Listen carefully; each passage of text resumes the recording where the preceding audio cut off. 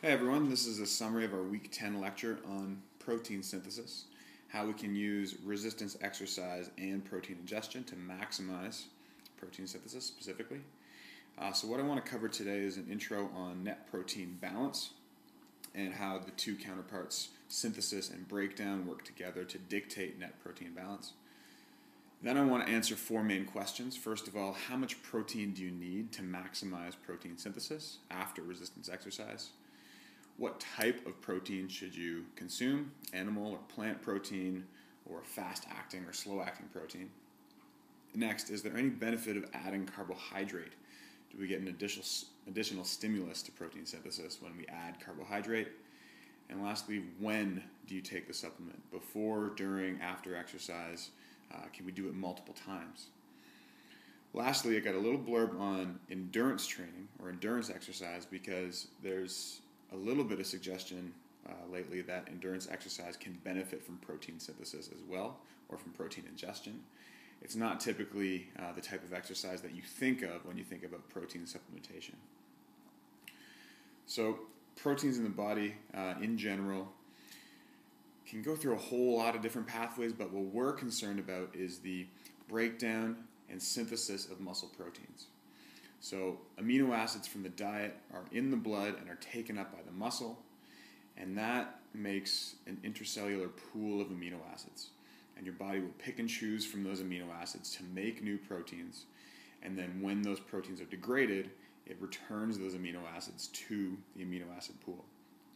So synthesis and breakdown are the two main pathways that are active that will dictate whether or not we gain muscle mass or lose muscle mass. So synthesis and breakdown respond to amino acid feeding and to resistance exercise. You can see in the first bar on the left that at rest, when you haven't eaten, synthesis in the white bars is lower than breakdown in the gray bars. And in the bottom panel, you can see the difference between those two bars. So the top panel is just the rates of synthesis and breakdown. The bottom panel is protein balance. So this is synthesis minus breakdown, if you want to think about it mathematically, or just the difference between the two. So because synthesis is lower than breakdown at rest, you're in a negative protein balance. Now, the line here indicates protein balance. So anything that's over top of this line is a gain of muscle protein. It said that you're in a positive protein balance, and the more you can be in this positive protein balance, the more muscle you'll gain. If you're exactly on the line, that comes next. If you're below the line, then you're in a negative protein balance. You're losing protein, losing muscle mass, and this isn't necessarily the situation you want to be in. And the line itself is protein balance, so if you're exactly on this line, it means you're maintaining muscle mass. Now you can see how both synthesis and breakdown respond to each of these different stimuli. So feeding amino acids in the second column will stimulate muscle synthesis. Resistance exercise also stimulates muscle synthesis, but you'll notice that the gray bar, muscle breakdown, is also increased, and in fact it's increased more than synthesis. So if you look at balance at the bottom, you're still in a negative protein balance just by doing resistance exercise. You need to feed amino acids or some kind of food in order to maximize the net protein balance. And you can see that in the final set of columns on the right. Big increase in synthesis and not much of an increase in breakdown. And you'll see that throughout these, the only real situation where you increase breakdown is when you don't consume amino acids. So a lot of the work that we focus on ignores breakdown because it doesn't seem to change unless you don't consume food. And since we want to use protein to determine how to maximize our time spent in a positive protein balance, we're never going to be in that situation really where resistance exercise will cause protein to go up. We'll always have ingested amino acids or some food, so we shouldn't have to worry about that. Now, if we look at protein balance over time, this is just like the bottom panel on the last slide, except now we're incorporating a time component. You can see that again, above the line is positive protein balance, below the line is negative. This just shows you the response of muscle protein balance over the course of a day. So in response to a given meal, the sine wave increases above the protein balance line and you're in positive protein balance. When you fast between meals, then it returns back below, and this continues the entire day. Now, if the area shaded by A equals the area shaded by B, then you're in protein balance. So if all of the individual areas that you add up over the course of a day, after all the meals that you consume in a day, equals exactly the time spent in negative protein balance, then you'll keep that same amount of muscle mass and neither gain nor lose muscle mass in the course of a day. Now, what we want to accomplish with resistance exercise and with amino acid feeding is to shift this graph up. We want to maximize the time spent in positive protein balance, so we can do that with a combination of resistance exercise and amino acid ingestion, and you can see that that's point C. The peak that's been extended above that shaded area A is in response to resistance exercise and feeding. And we want to minimize the time spent in negative protein balance. So the area D, that is the difference between the shaded area and the previous peak or the previous valley below the protein balance line. So this whole graph has been shifted up, and what you would find in this scenario, if you group these days together where you're maximizing your time spent in a positive protein balance, that the area under the curve above the protein balance line is a lot greater than the area under the curve below the below the protein balance line. So if you added up all of the A areas above this line, it would be greater than all of the B areas added up, and you would be in a net positive protein balance. So this is what we're trying to do with resistance exercise and amino acid feeding. So our first big question is, how much protein do you need? And the answer is 20 grams. It seems that as you increase protein intake from 0 all the way up to 20 grams, you get an increase in muscle protein synthesis after resistance exercise. When you increase past 20 grams, you don't get any further increase in protein synthesis. This seems to be the cutoff point, right around 20 grams, where above which you don't get much extra benefit. That protein just either sits in the body or is oxidized. It doesn't go towards building new muscle. Now, it seems that this is because of the essential amino acids in a whole protein, like egg protein that was used in the last study. If you isolate just the essential amino acids and do a similar study, as you increase from 0 to 10 grams of essential amino acids, you see an increase in both the myofibrillar and the sarcoplasmic protein synthesis. Above 10 grams of essentials, you don't really see a further increase. And what's different about this study is that you can see the effects in young and elderly subjects.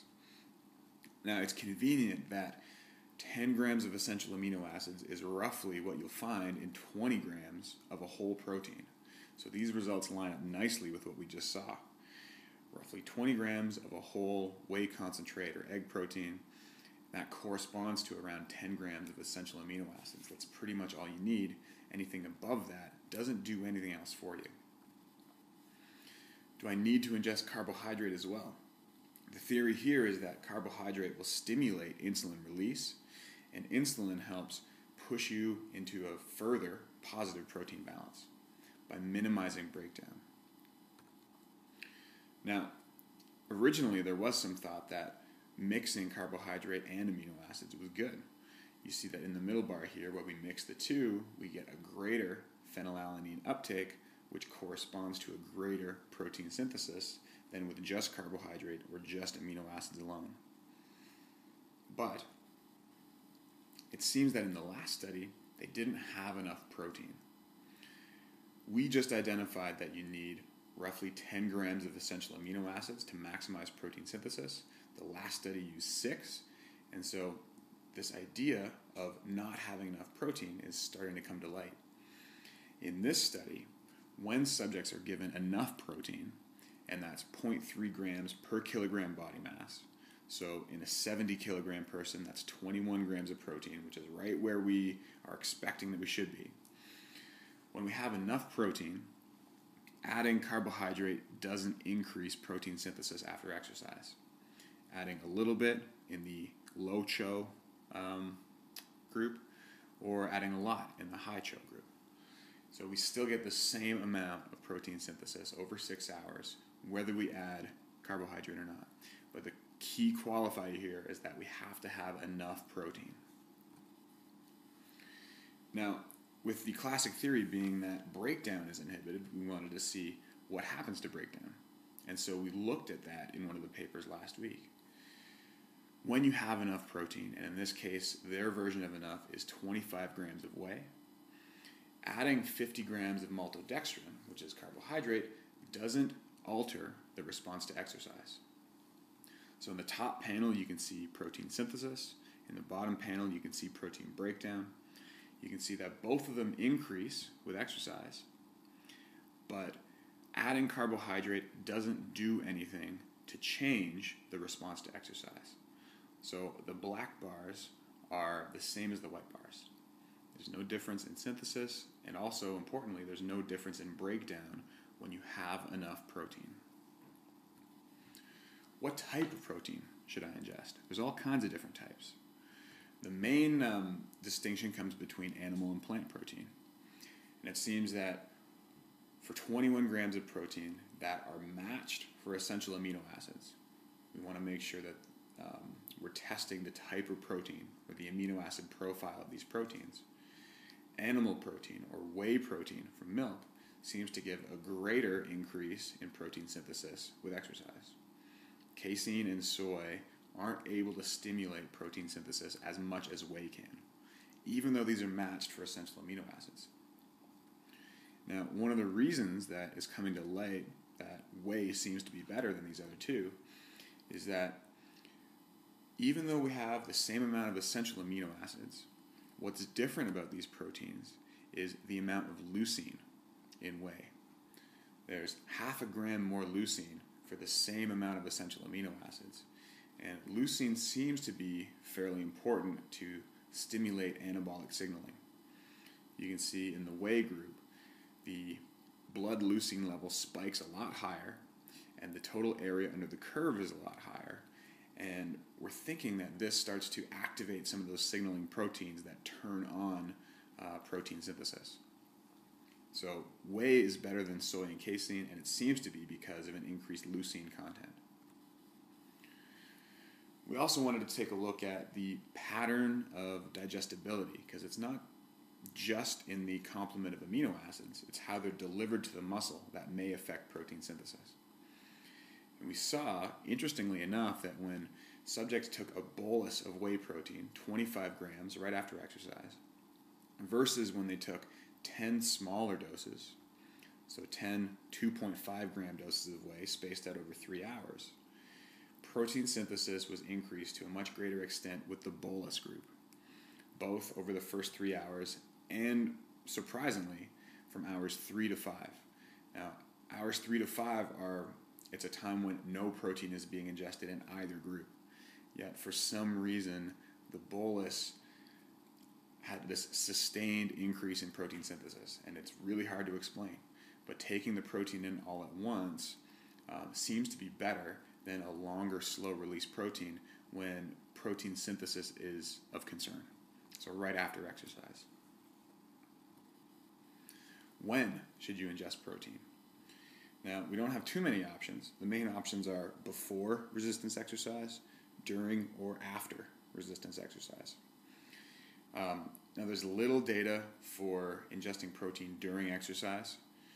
You don't use it for energy, and the thought might be that you could prime the system with amino acids so that after exercise they're there and ready to help build muscle.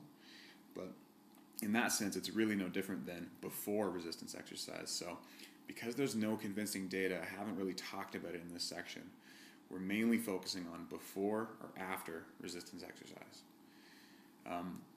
After resistance exercise, I want to highlight as well the idea of repeated doses, because it seems like there's a window where the muscle is sensitive to amino acids.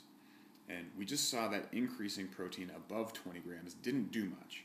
But what if we took 2 boluses of 20 grams of amino acids, spaced them an hour or 2 apart? What would happen then?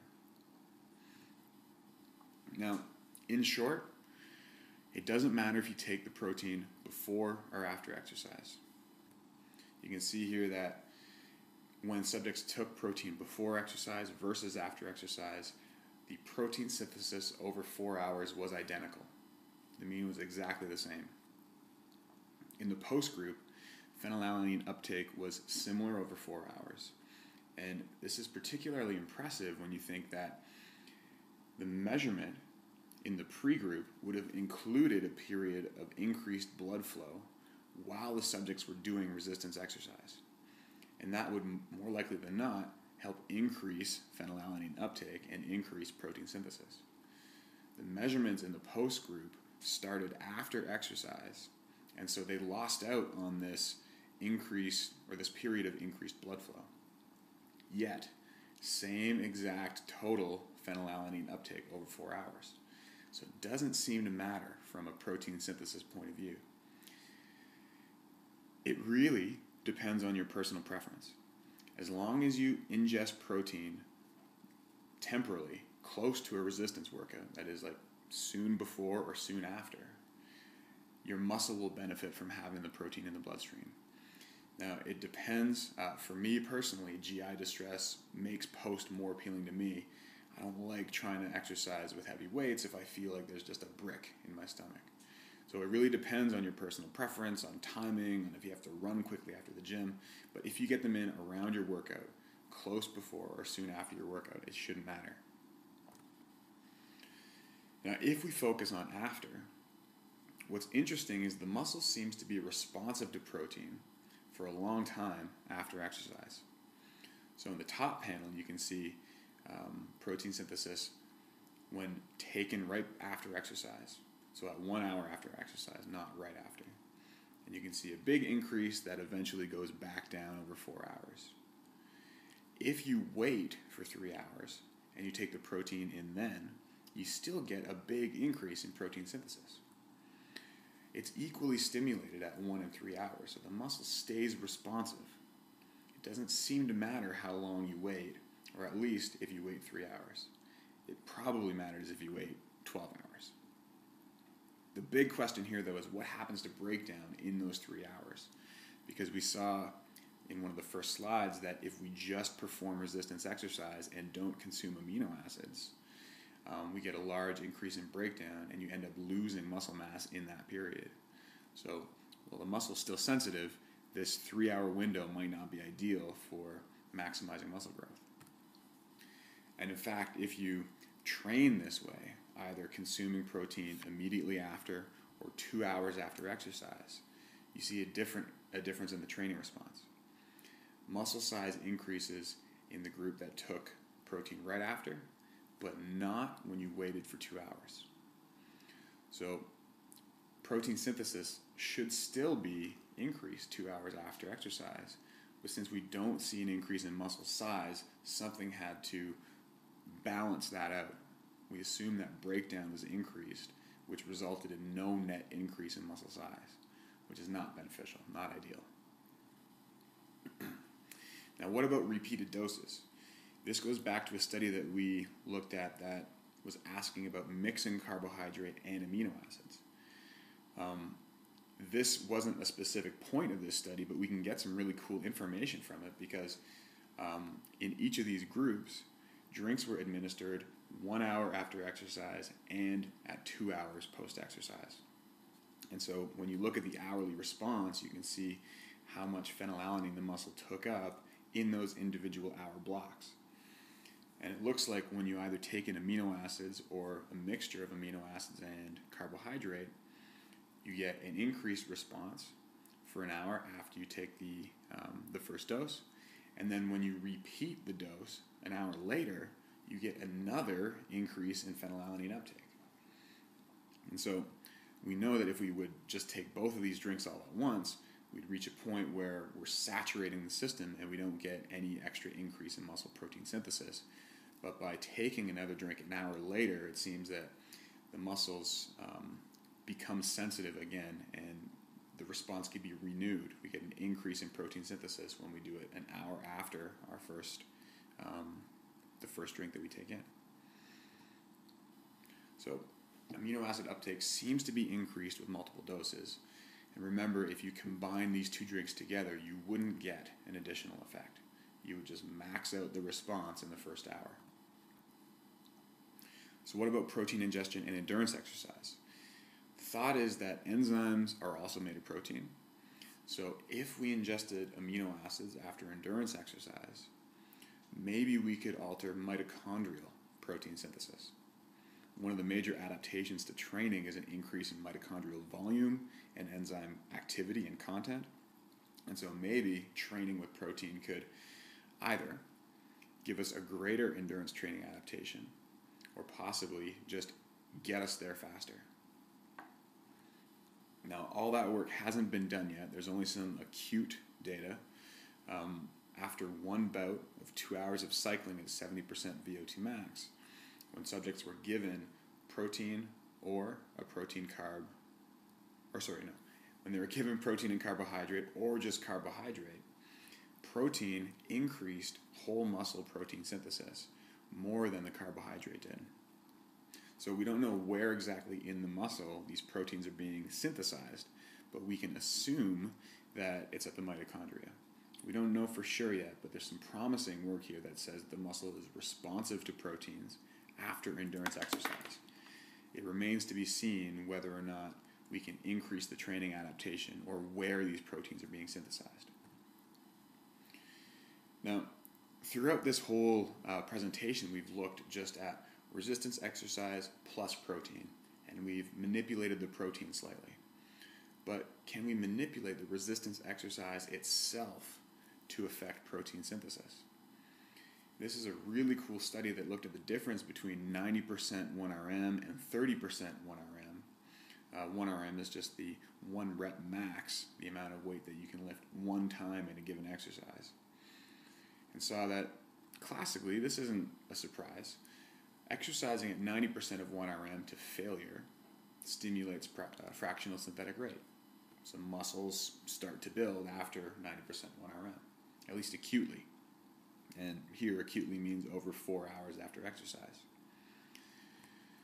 Now, when you look at 30% of 1RM, not many people would give this a lot of credit. If you match the amount of work to the 90% fail group, nothing really happens. And that's not really a surprise either. Really light weights, not a lot of work, isn't much of a stress for the muscle to adapt to. But if you go out at 30% of 1RM to failure, we see an increase in protein synthesis acutely, so at 4 hours. But what we didn't see in the first group is that it's maintained over 24 hours. So there's something here where exercising at 30% of 1RM helps to increase protein synthesis, and we get this long sustained increase for an entire day after the exercise bout. So not a lot of people are going to jump ship from lifting heavy and do 30% 1RM to failure, but there's certainly something here. If you exercise like this repeatedly, would this lead to quicker gains in muscle mass or even just greater muscle size in the same amount of time? We don't really know yet. So in summary, 20 grams of whole protein or 10 grams of essential amino acids seems to maximize protein synthesis after resistance exercise. There's no benefit when you add carbohydrate if you have enough protein. So enough being the 20 grams of whole or 10 grams of essential. You can standardize it to 0.3 grams per kilogram body mass per hour. You get a greater response in protein synthesis when you consume animal versus plant protein. So whey protein versus casein or whey versus soy. And this seems to be because even though they have the same amount of essential amino acids, the whey protein has more leucine. And that's a really important anabolic stimulus for our muscles. You get similar protein synthesis when you ingest protein 1 hour versus 3 hours post-exercise. But overall, we're not sure well, actually, we are pretty sure that breakdown is increased in that waiting period between 0 and 3 hours post-exercise. So even though the muscle is still responsive, when you add all those training sessions together, we saw that you don't get an increase in muscle size because something's happening in that window between 0 and 3 hours. So you need to take protein as soon after exercise as you can. We also noticed that there's no difference whether you take protein in before or 1 hour post-exercise. Now, if you were to take protein in immediately after exercise, maybe you could benefit from that increased residual blood flow to the muscle, and maybe that would push the post-exercise ingestion over the top, but really it's splitting hairs at this point. As long as you take protein in close proximity to when you did the resistance exercise, your muscle will take up and use those amino acids.